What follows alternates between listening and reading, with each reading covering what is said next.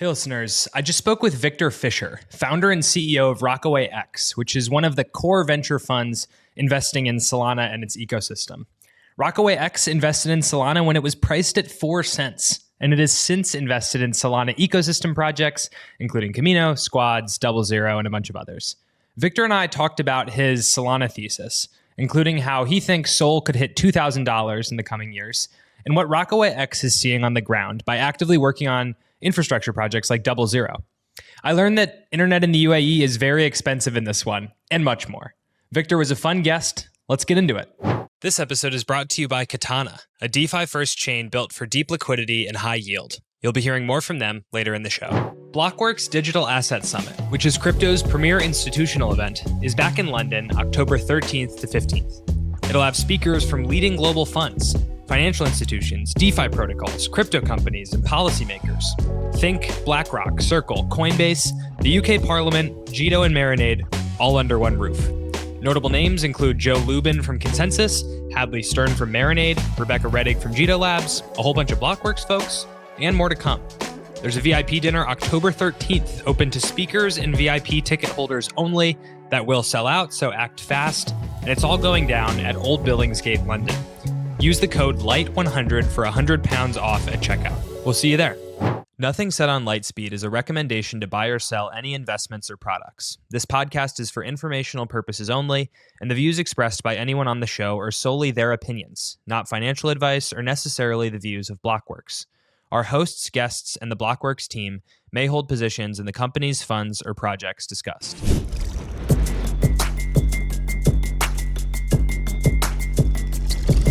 Hello and welcome back to another episode of Lightspeed. I'm your host, Jack Kubinek, joined today by Viktor Fischer, founder and CEO of RockawayX, a venture firm that's one of the earliest investors in Solana.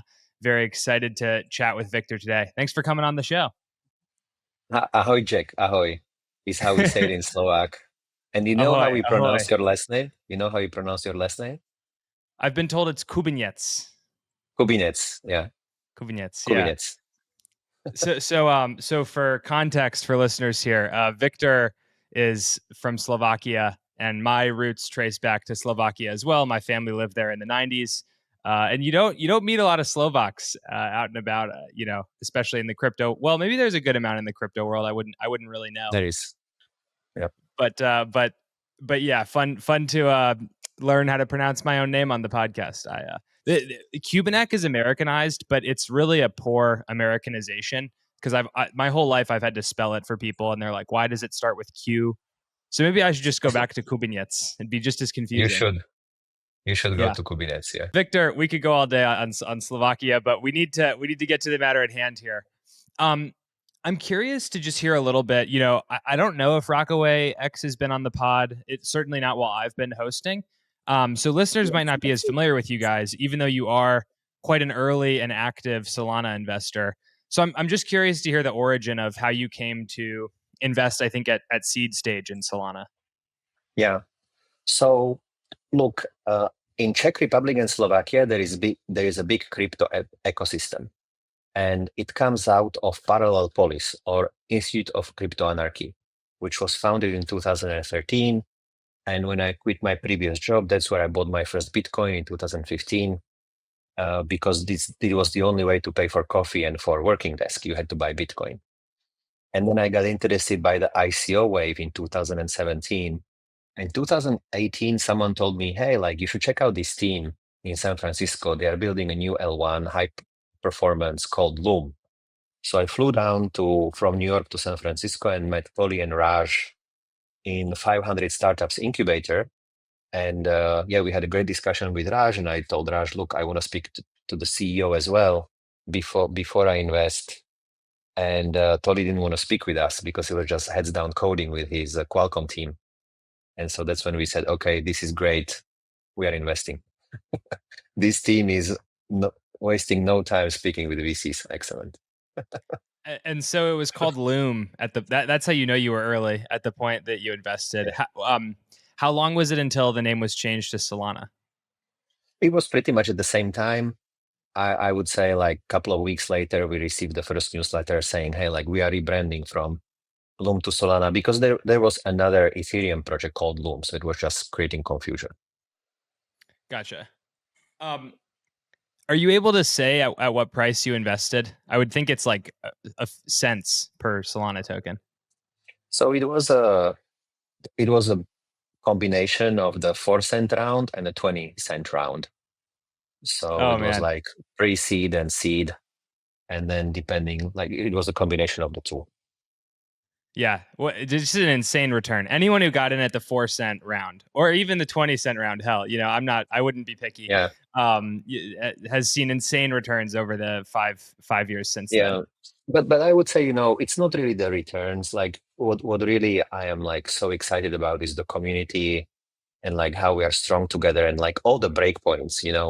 Remember in 2022, 2023, like most recent bear market, Breakpoint, all like, do you remember Breakpoint in Amsterdam? It was raining so much, like shitty weather, but such a positive attitude. Even Ethereum researchers, went there, and like everybody was so excited about Solana. And actually, that's why I love breakpoints, because that's where you really see what's going on. It's not the price, yeah. It's the touching the grass at breakpoint. And one other thing, Victor, did I hear you correctly that you didn't really meet with Tolly before you invested? You just decided that they were legit and to write the check? No, we then did, because I said, hey, like we should meet the CEO as well. So then Tolly came maybe, I don't know, 5 minutes later to a small, like a coffee corner of 500 startups incubator. It was like they had like a half of the floor, I would say, and there was like in the middle a coffee corner, and that's where we had coffee and we were just chatting for a Okay, couple so of so minutes. so Yeah. you did get to meet him, but and through that meeting Yeah. decided that these guys were legit. Because I remember, coming into crypto when I first started really paying attention, it must have been 2021, 2022. And Solana was the ETH killer, right? It was supposed to be the faster Ethereum. But a lot of people were saying that it's all vaporware, it's techno babble that doesn't mean anything. They're never going to actually pull this off. Um, like, at what point did you realize, okay, because in venture you make bets, some of the bets don't work out, that's the nature of the game. At what point did you Yeah. realize, like, okay, Solana really has something here, like these guys are going to actually pull off a high performance L1? Yeah. So initially, 2019, we have a Slack channel which goes all the way back to 2017. So I was scrolling up, and then I had a call with Tolly sometimes in 2019. I quoted it in our Slack during the call, just internal Slack. And Tolly said, we are running out of money. We have no product market fit. It's really tough.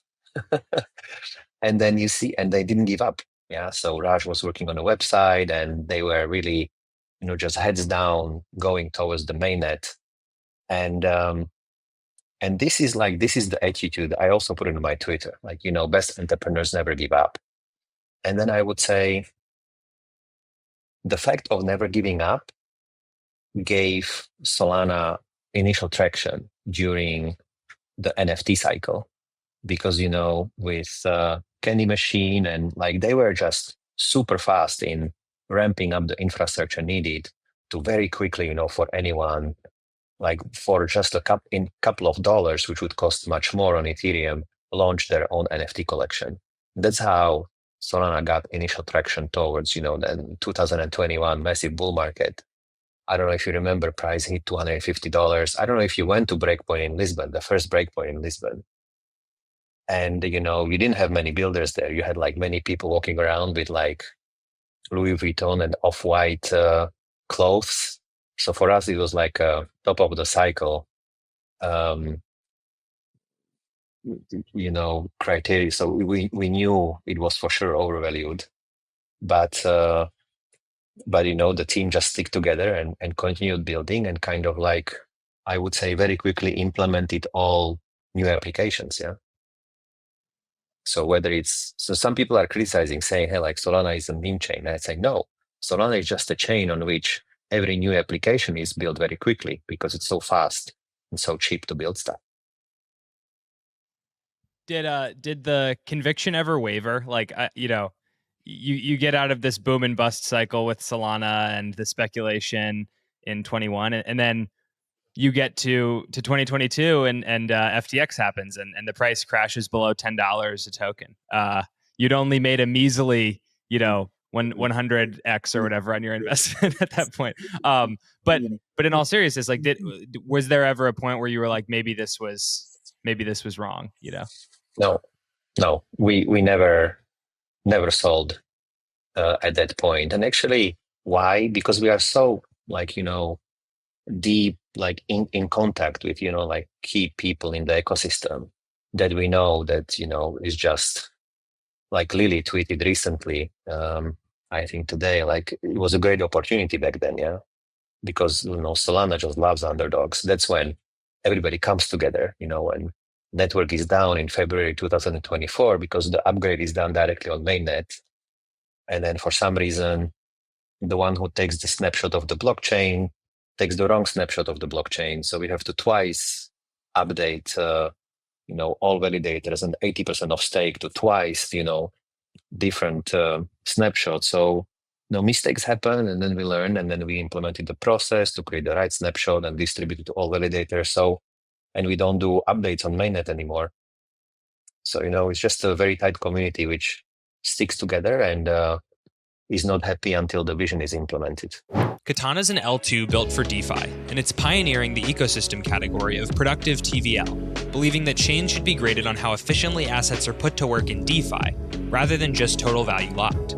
In just a couple months, Katana has surpassed $500 million in TVL, with over 90% of that TVL being productive in ecosystem on apps like Sushi and Morpho, which also receive boosted yields from Katana's unique Vault Bridge design. From now until the end of November, users that bridge to Katana can earn boosted yield from CAT incentive campaigns, added Vault Bridge yield, and other chain revenue. Major app launches will be coming down the pipeline in the next few months, with incentive campaigns for the Kensei Memecoin Launchpad and Perpstex partners for Katana. With the launch of Katana's chain-wide V tokenomics model, VCAT holders will be at the middle of the Katana flywheel, directing emissions and earning fees for their votes from partner protocols. Thanks, Katana, for making this episode possible. As always, investments in blockchain technology involve risk. Terms and conditions apply. Do your own research. Yeah, and in a second here, I want to get into sort of your more modern, current day Solana thesis. But the last question I want to ask, just looking at that decision to invest in Solana, the way in crypto venture probably to make a ton of money, like historically, has been to pick the right L1s. There's this premium associated with the tokens, and those have really come to be the most valuable things created in crypto. I guess also adding in exchanges like Coinbase, Binance. But still today, we're seeing a bunch of L1s launch. mNAV is coming soon. Tempo from Stripe. Like, what is your framework for evaluating new L1s, and whether they're going to be the next Solana, or whether they'll kind of fall by the wayside and the hype will never turn into anything tangible? The framework is very easy. We are not investing into new L1s. And because I think that game is over. And, it's clear that, when I speak with developers, it's like either Base or Solana. And I don't see why anyone would consider another chain, really. So for us, I think right now, the most difficult, so the VC market has completely changed. And before, you put a 100K ticket into an L1, went to, $100 billion, you made 1000x, yeah? Right now, you don't make 1000x anymore. So right now, if you do a successful investment, it reaches $1 billion. Super successful is like plus minus Athena, $10 billion. But I'd say a success is when your investment reaches 1 billion FDV. And especially, once the unlocks happen, we still have to see this on both Athena and Plasma. And it really becomes an ownership game. So initially in 2017, we were doing party rounds. So we were kind of sending our deal flow on a weekly basis to all other VCs friends, because everybody would make money. Right now it's a shark's game. You basically have to be the one who you lead around, and you have to fight to get your 10% of the FDV of the protocol, because if it goes to 1 billion, you would get your 100 million return, which I think is the right size of a fund, because as a VC, you should think about the math as follows: every investment should return your fund.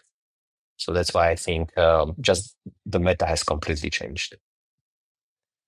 But like to push on that for a second, why is it that you couldn't build another Solana? Like just because people are building on Solana and Base today, predominantly, why do you think it is that there couldn't be an L1 that outperformed, out pitched to developers and became the new hottest layer one? I think of something like Hyperliquid almost.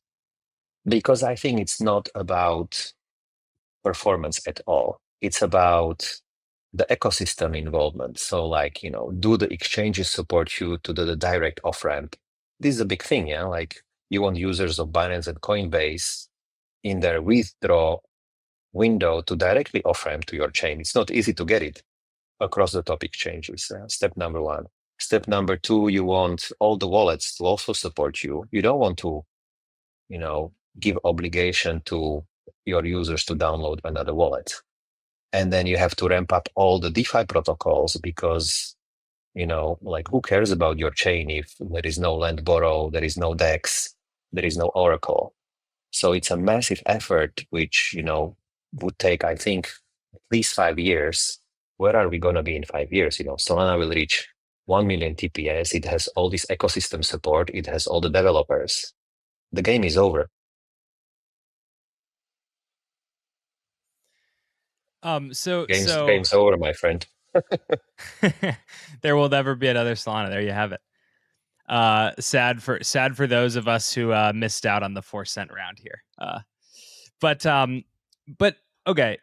Fast forward to modern day.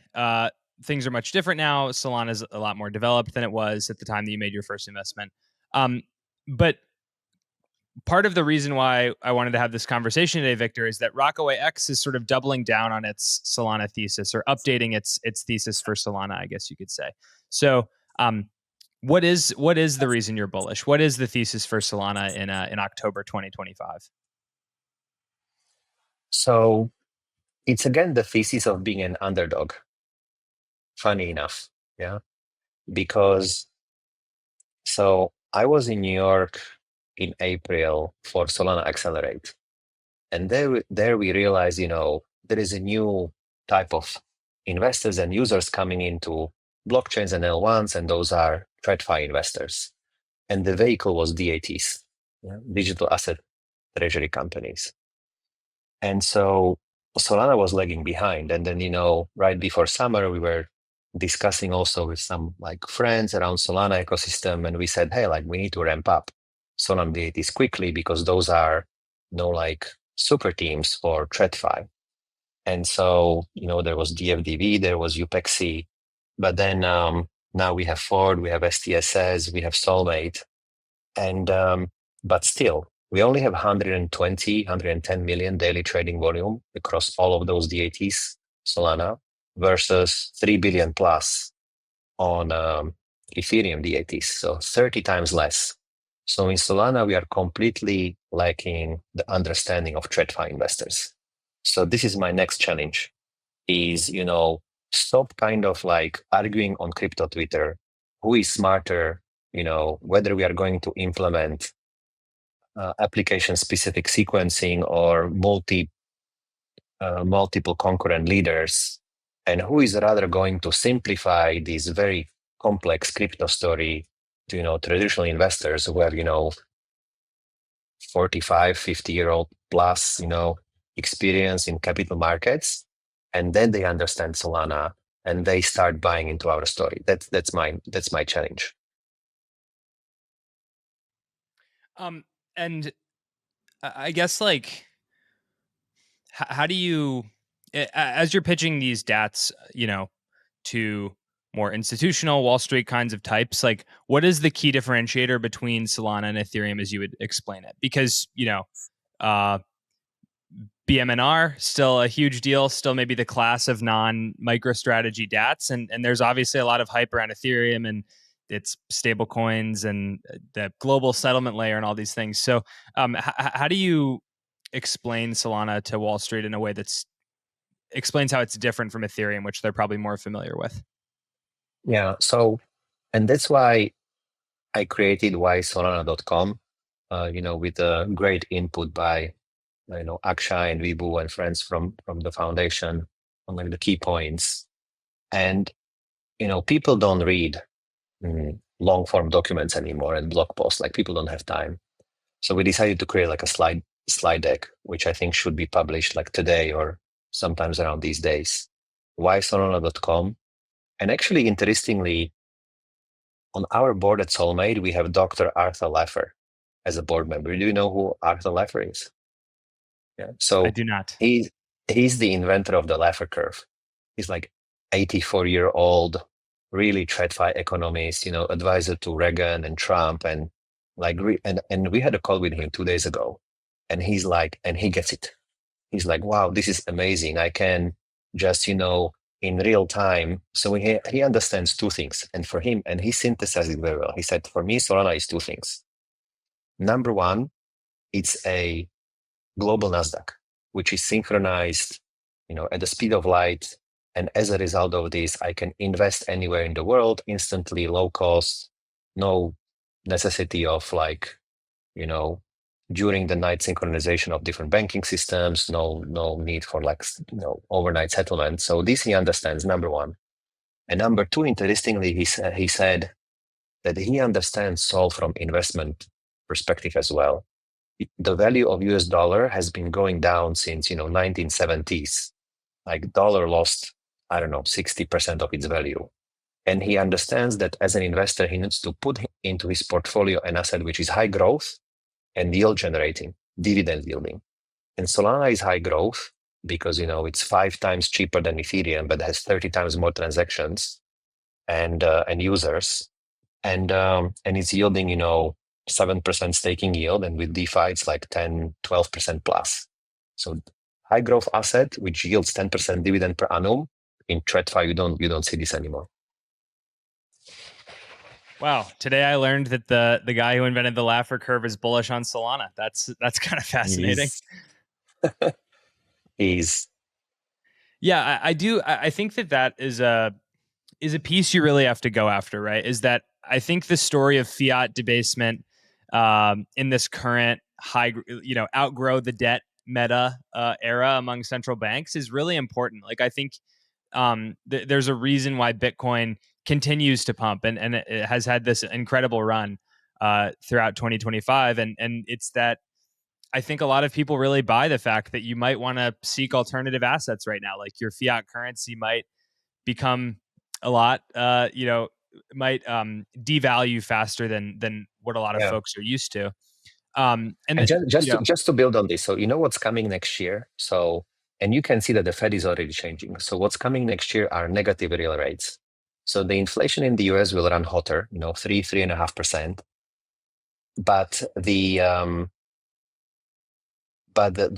Fed rates will decrease. To Stephen Miran already said he wanted like 100 bips cut right now, and so I think the Fed rate will go down to 2.5, maybe 2%, and then you have negative real rates. Inflation running at 3.5, Fed rates at 2.5, which means your savings are gone. Basically, they are inflated away because it's the only way for the US to treat the debt. Debt over GDP. It's not the only way. This is the way how to treat the denominator, the debt. Of course, there are ways how to treat the denominator, which is GDP, which is deregulation, AI, crypto. That's pretty much the three main levers. Yeah. And so because of the two kind of forces, both on the debt side and on the GDP side, I'm super bullish crypto. But do you think that Solana can have that sort of, uh, you know, re- alternative reserve asset status that Bitcoin has? Because I think there's real issues with Bitcoin. Like, it's not used for transacting in a meaningful way, and I know digital gold is a powerful meme, but you almost would want to see more usefulness for this asset than exists. But I don't know, and I know ETH has gone for the kind of ETH is money over time. I don't know if that's as powerful of a story for Solana, which is historically been like digital or decentralized Nasdaq. So do you think that Solana can be a powerful kind of Bitcoin like store of value asset for people? I don't think store of value is the right narrative. But if you look at our deck on whysolana.com, we show that 60-40 portfolio is not helping you to prevent against this dollar debasement. 60% equities, 40% bonds. Because there is so much inflation, then it's basically inflating away this portfolio. It's one of the last slides on whysolana.com. And we did analysis that if you have a big drawdown, this portfolio doesn't protect you anymore. Like the bonds are not helping you to balance out and to protect you against this big drawdown. But if you add Solana, and we did like historical analysis, it improves the return and it improves the Sharpe ratio of your portfolio. It's not because it's store of value, but it's because it's high growth and yield generating asset, and this will stay.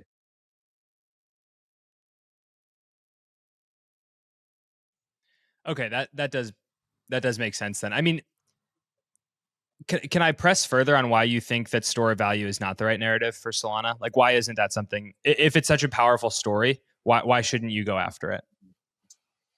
Because it's just very volatile. Yeah.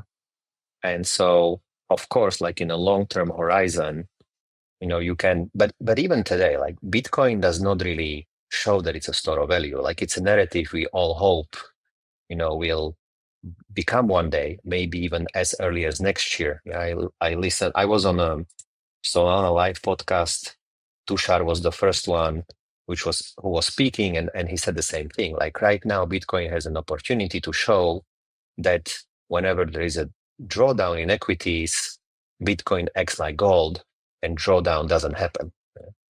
But still, right now, I think Bitcoin is treated. And look at Michael Saylor's pitch to Wall Street. Yeah, he's not saying it's a store of value.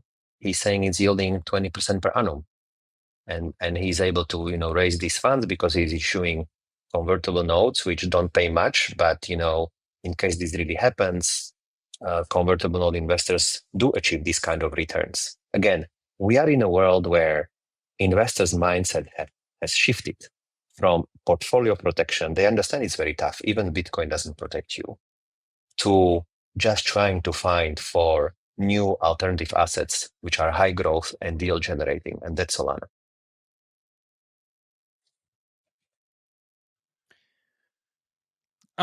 Do you have like, I don't mean to ask for like a price target, but if we look at the state of things today, Solana is actually the sixth largest asset now by market cap. It's 120 billion, but it's behind XRP, BNB, Tether, ETH, Bitcoin.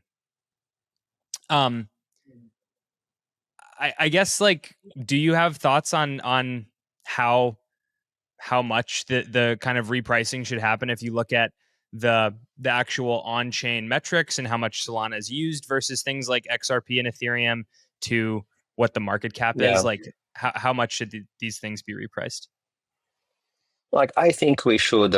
It's difficult to put in a timeline, but my targets are $900, $2,000, and $6,000 per sol, and we explained it in the whysolana.com deck, because Tom Lee is excellent in just putting numbers on Ethereum price. Just 2 days ago, if you listen to Tom Lee on CNBC, he said Ethereum is going to $60,000. Like the assumptions make no sense. And even I think some of our friends on crypto are, like Andrew Kang and like are criticizing this, which I'm not sure is right, because then we are kind of shooting ourselves in the foot. But that's a separate topic. But I think this is something which works with TradFi investors. You just have to anchor high price. Now, I try to be realistic. So for me, $900 in the short term is possible. That's when Solana would hit Ethereum market cap. But again, it's a much better asset, more used. And with the improvements coming, more value should accrue even more to the base loss. So I think that's one. And second, I see $2,000 and $6,000. What is that based on? Like just the relative sort of SOL with ETH's market cap, or what is the math there? No. So for the 2000 is basically I take like the global tokenized assets by 2030, which is let's say 20 to 25 trillion, and then we say, Solana settlement share should be 10% of that, so there's 1.5 to 1.9 trillion. And then I say market cap to tokenized value multiples is like 0.75 to 1x, similar to L1s versus TVL. So that's a top down for the $2,000 price. And then we do the bottom up. So we say annual protocol revenue, fees, MEV staking should be like 30 to 50 billion by 2030. Valuation multiple 30 to 50x on cash flows comparable to high growth SaaS infra. Implied market cap, 1.2 to 2 trillion. And if you divide this by 750 million SOL circulating, once fully ramped up, right now we are at around 610 million. That brings you to $2,000 per SOL. Okay. And I was reading from my notes, which actually are all written on the ysolana.com deck. Okay, so if you want more, I believe by the time this podcast comes out, Y Solana will be out. I thought you had that all in your head, Victor. You were just ready to go. I was reading. Yeah. Katana is an L2 built for DeFi, and it's pioneering the ecosystem category of productive TVL, believing that change should be graded on how efficiently assets are put to work in DeFi, rather than just total value locked. In just a couple months, Katana has surpassed $500 million in TVL, with over 90% of that TVL being productive in ecosystem on apps like Sushi and Morpho, which also receive boosted yields from Katana's unique Vault Bridge design. From now until the end of November, users that bridge to Katana can earn boosted yield from CAT incentive campaigns, added Vault Bridge yield, and other chain revenue. Major app launches will be coming down the pipeline in the next few months, with incentive campaigns for the Kensei Memecoin Launchpad and Perpstex partners for Katana. With the launch of Katana's chain-wide V tokenomics model, VCAT holders will be at the middle of the Katana flywheel, directing emissions and earning fees for their votes from partner protocols. Thanks, Katana, for making this episode possible.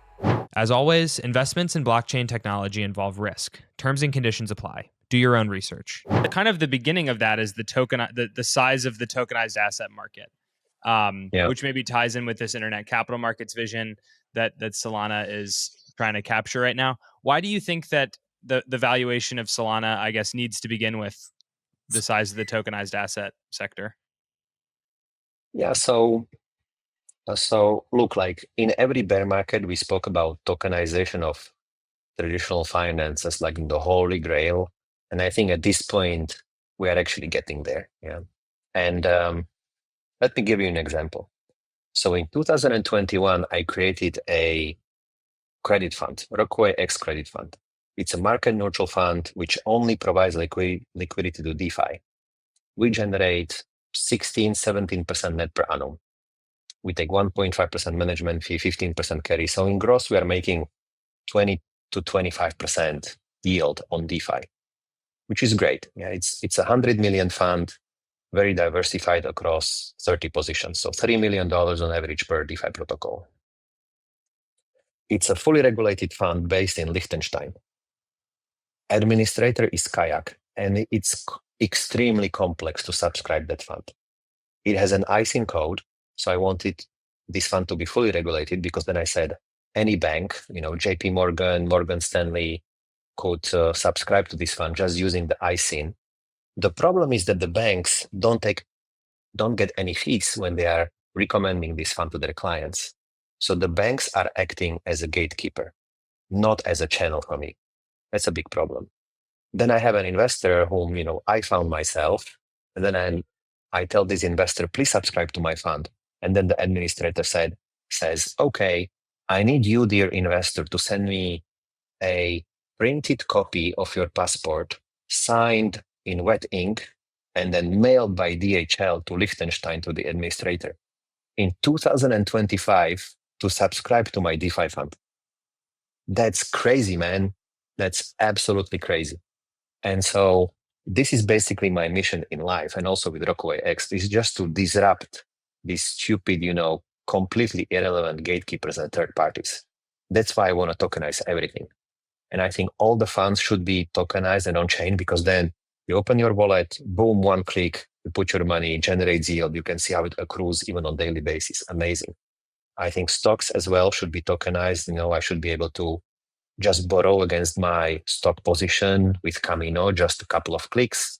I think insurance and reinsurance, there is so much fat, like insurance and reinsurance traditional businesses and the banks, which are basically gatekeeping investors as a subscription to those very juicy, 12% yields on reinsurance, are just, earning money, sitting behind their desks, or I don't know, being in the south of France during summer in Cannes, buying these Louis Vuitton bottles for thousands of dollars. And my mission in life is to disrupt this. I think it's just very wrong. Tokenization will help. It's the only way. I mean, And the on south of Solana. France does sound pretty nice, but sorry to those guys.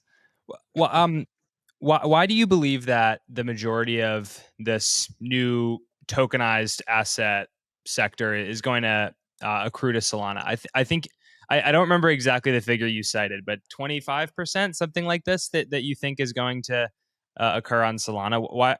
Or maybe it's 10%. more. 10%. Okay. 10% for the $2,000 price. Yeah, 10%. So that's not actually that's not a very No. large slice. That's not very ambitious. No, it's not. Look, I think it's my wish that it would happen on Solana, and I'm doing all my best to do it there, because it just makes sense. Yeah, it's a chain which works. It's very low cost, and it's super fast. However, it's hard. Yeah, so we invested into Onri.finance. Do you know Onri? On-chain reinsurance, ONRE.finance. And it's basically reinsurance from Ethereum. So we invested into names.com, and we told them, hey, we are investing, but we are bringing you from Ethereum to Solana. Yeah, Paradigm is doing this with some Solana protocols, like Alexis Labs investing and bring them to Ethereum world. We are doing the other way around. And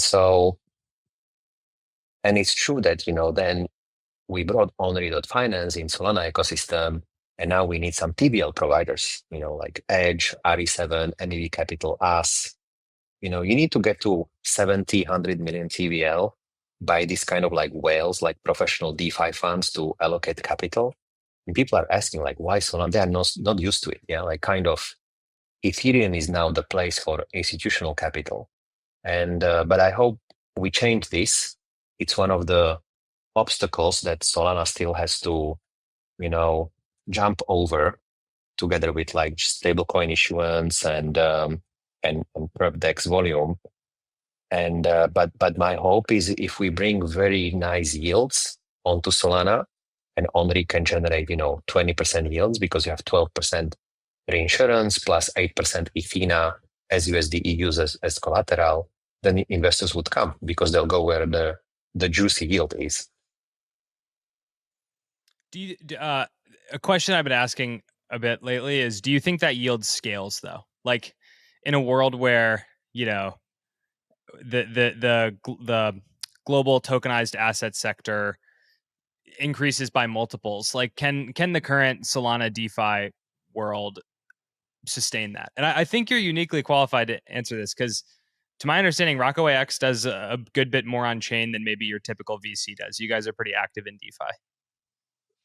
Yeah, we do much more in on-chain stuff than we do in VC. So I think you should more think about us like Citadel on-chain. So running, optical cables for network for DoubleZero, running validators, on-chain market maker solvers for Mayan, and providing liquidity DeFi. The VC stuff is kind of like cherry on the cake of what we do. It's really like the tip of the iceberg. Look, to answer your question, if yield scales, I'd say I don't see why it wouldn't scale.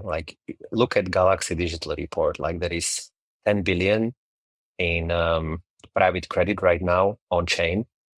We have $100 million fund. We only have 1%, so there is a long way to go. And it's really, really low compared to private credit. private credit in TradFi, it's what is it right now? Like I don't know, like $3 trillion last time I looked. So it's massive, yeah. And if you do credit on chain, it's much easier because it's all transparent. So you don't have to like look at all the P&L and balance sheet of the counterparty. So I think it's just much more efficient. But of course, we need much better yield generating opportunities in Solana, including yield generating stablecoins, all different kinds of RWAs, not only reinsurance like we are building. So there is a lot of work to be done there. Okay, like, are there specific apps or DeFi protocols that you use that you think are particularly well suited to a world where TradFi is coming on chain in a more serious way? So I think I actually think that's a good question. I actually think the protocols we have in Solana are not very well suited for TradFi. So like none of the TradFi friends I know would use Loopscale or Camino. I think we need to simplify much more how to onboard for TradFi investors to Solana DeFi. So I'm excited about Lulo, for example, as an app, which is like a yield aggregator, yield simplification. So we invested into Lulo, and then I'm excited what Galaxy Digital is doing with Galaxy One, as an app which is providing 8% yield to qualified investors. I just think as an industry, this is not Solana related, but as an industry, even Morpho, it's complex to use. Like I've used Morpho, super complex to use. But I think as an industry, we need, easier tools to onboard. For me, one of the tools, in addition to Lulo and Galaxy One, like this kind of investor apps, is also DATs.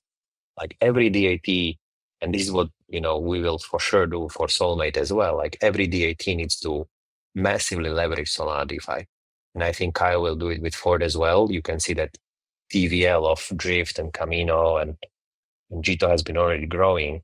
So I think DATs is also a channel how to scale Solana TVL and Solana yield. It's like DeFi as a service almost, where there are yields to be gotten, but it's a little too complicated for your average person. And so you might pay a premium to have someone actually figure out LPs and all this stuff. Yeah. And you don't really pay so much premium because like I think DATs are like an ideal vehicle for TradFi investors because they get exposure to underlying asset, but also they get exposure to DeFi yield without all the complexity, and they can just subscribe to it by buying shares on interactive brokers. Super easy. But there is a premium in the sense that you have this mNAV, right? Yeah, of course, but the mNAV in ideal world should correspond to the yield you are generating. So if a DAT is doing 13% on Sol, mNAV should be 1.13, and the rational investor would compare the yield and the mNAV. To speak about mNAVs for a quick sec, I think we're in this interesting world where, especially on the ETH side of things, you can see a lot of DATs where mNAVs have compressed below one, where the stock doesn't really make as much sense anymore, where you don't get this premium to the crypto that's held by the company.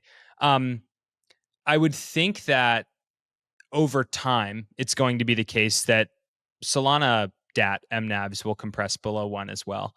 Do you have a thesis for what comes next? Like, obviously, we haven't seen much M&A or like collapse happen in the ETH DAT world. These DATs seem to keep chugging along. So, does the same thing happen, or kind of walk me through your reasoning with what happens when the mNAVs go below one? Meaning that I know. The market cap is greater than the net asset value. Lower. But yes. Sorry. Yes. but I think ETH is different. It's hard to generate yield. Maybe you get 3%, and I don't think Ethereum DATs are particularly good at communicating the yield, and we need to do good job us as Solana DATs communicating the underlying yield and the split across, staking and DeFi and CeFi yield we will be able to generate. So I think this is something which we have to be super transparent on. And then, of course, the mNAV should follow because it's just logical. And if it doesn't, then you buy back your stock because, you're making money for your investors. So, and then ultimately, I think DATs will become like an ecosystem participants. They will, maybe ramp up businesses which will be EBITDA positive and generating revenue for their investors, beyond just the asset and the yield. And I have some great ideas which I can go into detail right now because it's non-public information. But I think DATs will become absolutely instrumental for Solana in 2026. It's a big thesis for me. It's a DAT year next year. Next year, not this year. So you think the DATs are going to get bigger?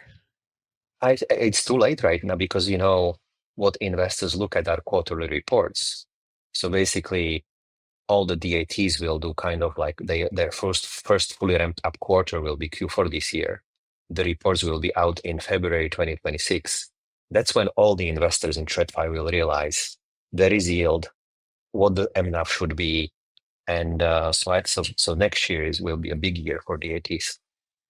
Interesting, because I think that there's crypto Twitter obviously moves much faster than it should in a lot of cases, but I think there's almost this sense out there that DATs are over. Like this meta has topped all the big ones that were going to be announced have been announced. There's no like sudden run up in these stocks anymore, and so attention is shifted elsewhere. So it's interesting to hear the case that actually this is going to continue to grow into next year.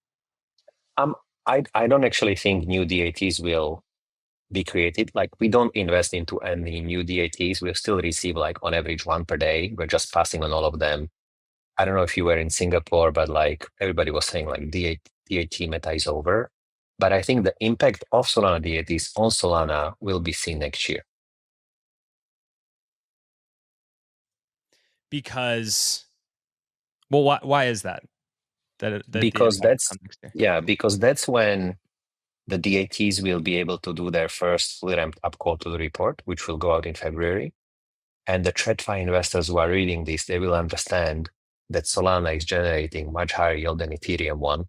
And so that's when the mNAVs will also, align themselves on the yield they'll be able to generate. You'll also be able to generate like who is best in staking yield, who is best in DeFi and CeFi yield on top. And then the second reason is, DATs, which will have a much bigger role to play in the ecosystem. They will allocate much more capital into DeFi, and there might be some consolidation to happen even beyond DATs. So maybe some DATs would acquire some companies within Solana ecosystem, help them ramped up. Like maybe a wallet, maybe I just think if we played well in DAT world, we can completely reshape how Solana applications will look like and bring it more towards the tokenization vision we have. Because then look like DATs, DATs can they will be this channel for traditional finance capital into Solana applications. Like, I don't know, on refinance, like reinsurance, just go on refinance and try to allocate some capital, open your phantom wallet. It's hard. Like if it's a DAT, just boom, DAT will just, So I think the TVL of, if we do it right, what are we right now? Like Solana TVL versus Ethereum, like couldn't tell 10 you. times lower, 10 times lower, but 5x is different in price. So 2x is actually difference in like the amount of assets. I think DATs will fix that gap next year. Interesting. Okay. So Ethereum is more highly priced relative to its TVL than Solana is? I think it's really helping Ethereum price that Ethereum has 10 times more TVL. Oh, it has more TVL. And that's surprising to me, given Ethereum all of the meme coins and on-chain activity on Solana. No, Ethereum has more TVL, so that's why it has the fact of them having more TVL has more impact on their price. And it's something we have to, play catch up on as Solana, like TVL. And I think DATs can fix that gap because it's only 2x. If the 10x difference is 5x is coming from the price, then 2x is coming from actual usage of the protocols. And I think the difference will be fixed by DATs. Okay, interesting. I mean, does Q4 of 2025 matter for this timeline as well? Like I would think those quarterly reports would also contain a lot of the DAT treasury strategies that happened over the summer. Yes, I just think DATs have to, do a lot of heavy lifting right now. Again, I think heavy lifting in terms of DeFi usage, but also in terms of just shilling Solana to TradFi on CNBC. And we have to step up and do a much better job, not communicating just on crypto podcasts and crypto Twitter, but go out there and tell TradFi investors that Solana is undervalued versus Ethereum, but it's a much better asset. But also go on crypto podcasts. Of course. I want to ask a bit about DoubleZero.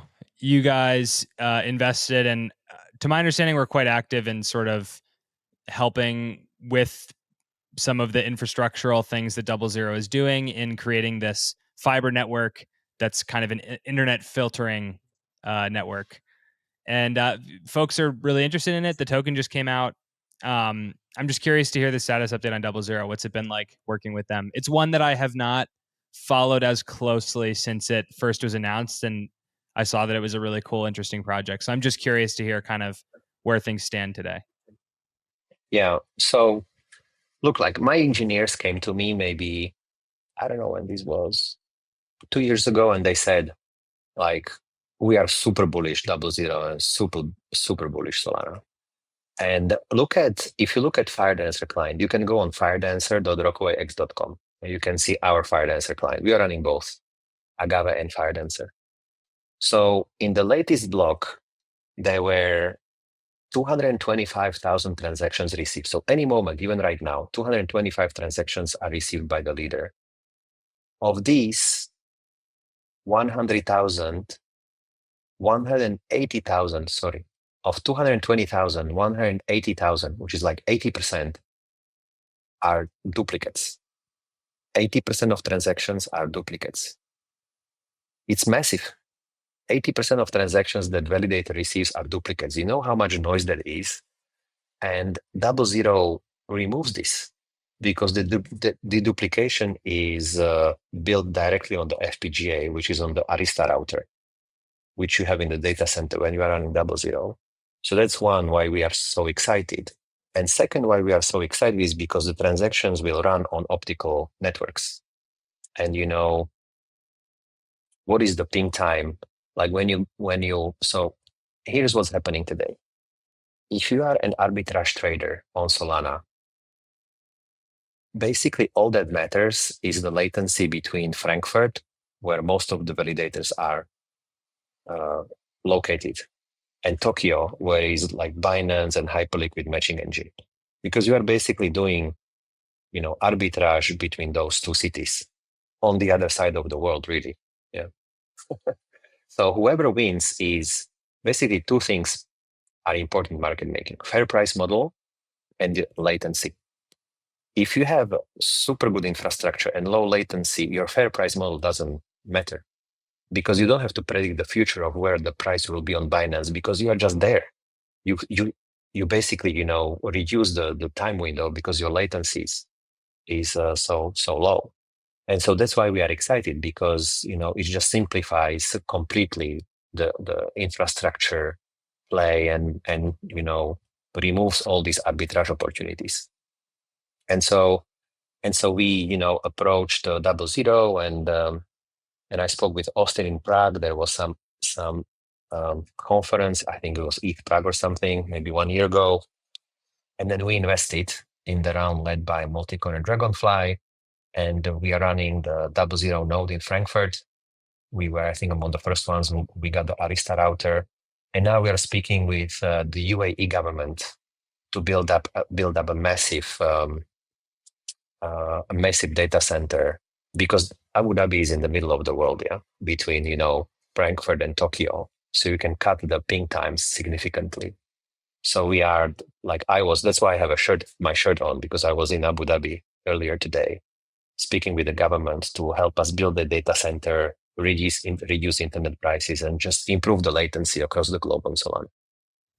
This would be a data center that is mostly dedicated to DoubleZero nodes, or what kind of data center are we talking about? Solana and DoubleZero. Okay. So best practice, Solana validation, and link to DoubleZero. And we hope then also other validators would come to the data center, not only us. Is the idea that there would be some kind of deal where the energy cost would be cheaper or something? Like why can't you just do that today? I guess I'm asking. Energy is already cheap in the UAE, like the sun is shining all the time, but it's more the internet connection. Yeah. So right now, internet connection is roughly 20 times more expensive in Abu Dhabi and Dubai versus what we pay in Frankfurt.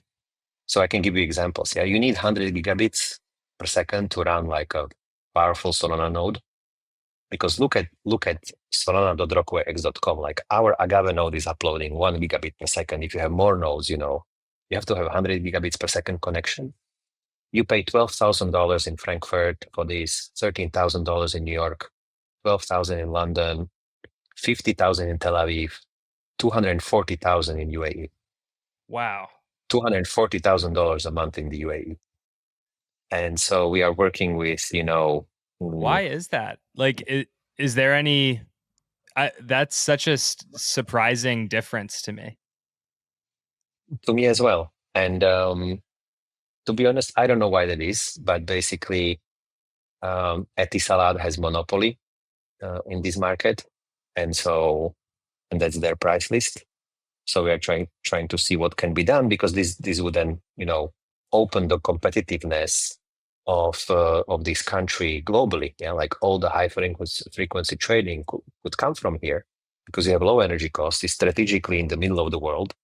So if we ideally, in my dreams, we could also put centralized exchanges matching engines here, like Binance, Hyperliquid, Bybit. Everyone should collocate into this one data center with validators, and then arbitrage opportunities. You have microseconds latency. Yeah, that would be amazing. What does like home internet cost per month, if I can ask, in Abu Dhabi or in Dubai? That's cheaper. I'm paying 500 dirhams per month for 1 gigabit at home, which is divided by 3.6, which is like $120. Okay, that's high, I guess, but that's not insane. $150. But when you But it's scale for up, is when it enterprises. gets much more expensive.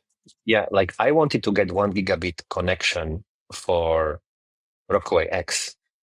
That was already, they were looking at this like, wow, that's like $4,000 a month. And when you go to 100 gigabits, it's like 240,000. Okay, so it's the high end of things where it gets really expensive.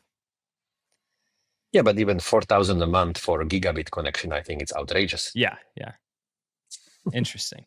I also was kind of fascinated when you pointed out that 80% of, because I knew that DoubleZero is attempting to perform deduplication for blockchain validators, but I didn't realize that there was so much duplication going on. Do you have a sense of why that is? That at any given time, something like 80% of Solana transactions could be duplicates? I do. It's because of traders who are they just want to have that transaction to go through. So they just bombard the validators. Yeah. And if you remember, Solana went from from UDP to Quick. So now basically you are not checking anymore in this protocol, like who is sending you a transaction. You are basically just open and accepting all the transactions coming your way. So it's very easy to basically just bombard validators with traffic. If you want your transaction to go through, you just bombard the validator. And like Solana epoch is 3 days. So for every 3 days, you know exactly which validator will be the leader it's pre-programmed. So you just bombard them, and then you can also bombard other validators, because if they are unable to put your transaction in the block, they just pass it again. They pass it on. So there's just so much duplicates in the network. So it's a big issue which DoubleZero solves. Yeah, and I know that the token went out. Like, is DoubleZero performing this deduplication today, or is it still a problem that is there's work to be done? Like, how much can DoubleZero, as it currently exists, cut down on that duplication? It's unrelated to the token. So, but yeah, my understanding is that the duplication is already taking place. So to run DoubleZero, you have to buy these Arista routers, expensive routers, like $60,000 per router. You basically put optical cables inside, and they have like an FPGA chip on top, and you just put like DoubleZero firmware there, and then it does automatically the duplication if the validators are routing through that DoubleZero node, which they should be, because all validators logically should adopt DoubleZero and be located in the same data center. Okay, gotcha. And then the last thing I wanted to ask you about, Viktor, was I know that RockawayX has been pretty out in front of using Frankendancer and sort of testing out the network. You had a big blog piece you wrote around the Trump launch, I believe, and how Frankendancer kind of held up at the time, if I'm recalling correctly. But I'm just curious, kind of, to hear the boots on the ground state of FireDancer, Frankendancer from the validators you guys are running. Yeah, so like we are super excited basically we just call it FireDancer. It basically has Frankendancer is FireDancer with all the new networking around it, just the agave consensus. Yeah. And but it's improving the performance of the validator a lot, because it improves all this like networking around it. And so, for example, we are now spinning out validators for Soulmate, Solana DAT, which we anchored and are part of, and it will be running on FireDancer. So we are super excited by this new client and looking forward to the mainnet. Viktor, it would not be a true Solana conversation if we did not touch on meme coins a little bit. So I don't know the extent that you are in the trenches these days, but what's kind of your thoughts on the pump fun meme coin trenches side of things? Yeah, so I was recently at the All-In Summit in LA, where like Solana was the main sponsor and Tolly was speaking on stage, Kyle as well. And on the flight back to the Middle East from LA, I was like, let me try this creator coin meta, streamer coin. So I logged into pump.fun and launched a meme coin, which I called Hardcoin. And then I landed, and boom, like it went up to like market cap of $4 million. So I was like, wow, like what is really, like how come and what is the so I got very, very interested in this. And I realized that it's a complete different set of users that we are now having on Solana. So if you look at the most successful trader in pump.fun in streamer coins, someone who made like 500K since the meta started, I don't know, maybe a month ago now. And average holding period of that trader is 4 minutes. 4 minutes. I'm holding Solana since 2018. 4 minutes. Like you see the difference of attention span. And that trader also created 120 meme coins, like streamer coins on pump.fun. Yeah. So it's super short term. Like the attention span is super short term. And then I launched this hard coin, meme coin, it has like a vision, like doing good extends your life, and we donate to charities. We really try to show people that, by holding long time, actually wealth comes, and by doing good, they actually feel good. But still, like the holders I see in the Telegram groups of Hardcoin are super short term. Like people get anxious if, they don't get 2x return or 1.5x return within 24 hours. You have to feed them a bit, like, with drugs kind of like, and if 24 hours you don't update them on something new, they get anxious. So, and it's a very interesting target market, and I don't know how to leverage that for Solana, or whether to shift it. But I could see over the past 2 weeks, also because we are running on-chain solvers, we could see how much capital went from Solana to Binance Smart Chain, because those are kind of the short-term investors who, in a BSC, thanks to CZ tweeting every day, and like 4 tokens going up to $100 million market cap, and that's what they want. But it's a very fast capital. Huh? And so it sounds like if you're going to make a sort of creator coin on Pump or something, unless you're ready to update the Telegram group every day, be constantly looking at the chart and helping it go up or whatever, it may not be a great time, it sounds like.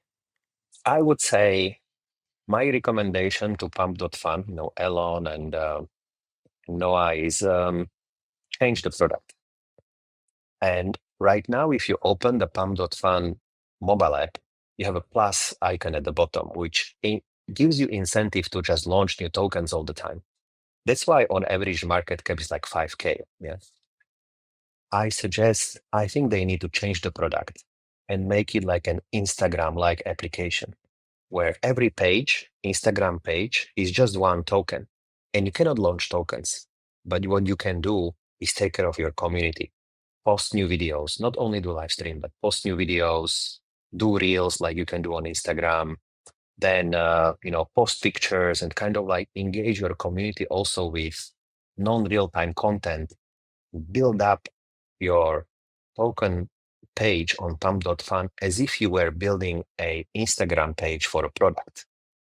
Because then you shift from these super fast paper hands to people who actually love your product, who love your Instagram page. I actually think, so Jack, you're muted. I actually think that pump.fun is Friendster of social network. And if pump.fun doesn't change, someone else would do it. Of course, call me up, because I want to invest in the Instagram-like pump.fun. If we had like an Instagram with token and trading connected to it, would be amazing. I would use it. Victor, that was all that I'd wanted to ask you about today. But it's been a fun conversation, and I really appreciate you taking the time to chat. I guess before we get out of here, I have to ask how to say goodbye in Slovak. I don't actually. My parents failed me. They didn't tell me this one. You can just say ahoy, just like hi. Ahoy is also yeah, bye? Yeah, you can say ahoy, ahoy. Ahoy to hi and ahoy also to bye. You say the same thing. That doesn't make